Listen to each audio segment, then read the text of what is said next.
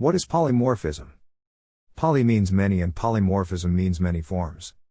It is the ability to take multiple forms of an object or method.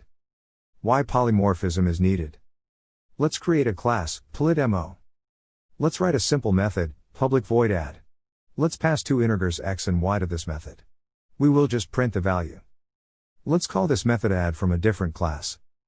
To access the method add, we will create an object polydemo p1. Let's pass value 55 for x and 77 for y. On execution, it prints x and y. So what if I want to use same operation add for different purpose? Say for adding three numbers. But in Java, we cannot have same method name or variables. Let's take a simple example of calculator. If you want to add two numbers, operation will be pressing first number, then plus button, then second number and finally press equal button to get result. If you want to add three numbers, we will click on first number then plus button, then press second number, then plus button again and then click on third number. So whatever be the operation, there is only one plus button used. So for any kind of operation, same button is reused. In Java, it is not possible. Plus button is the method name. Due to uniqueness, we cannot have same method name for different operations.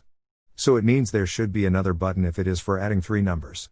This option is actually not user-friendly. So unique names must be given to different methods.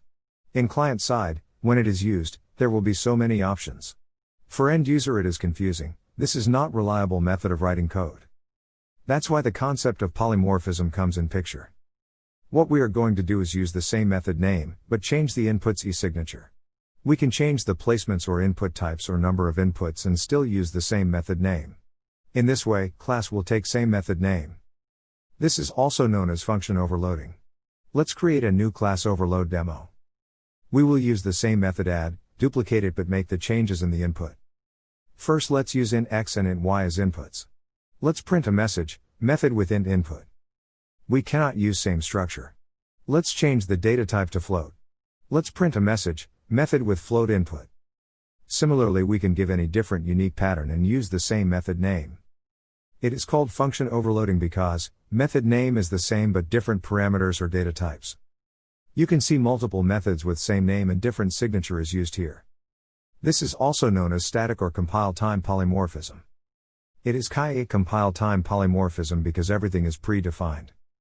So when we execute, we can take any add method, but it will run the method that matches with input parameters. Let's try this with integers. You see corresponding method is called. Let's change the input to integer and float. So corresponding method is executed. Thank you.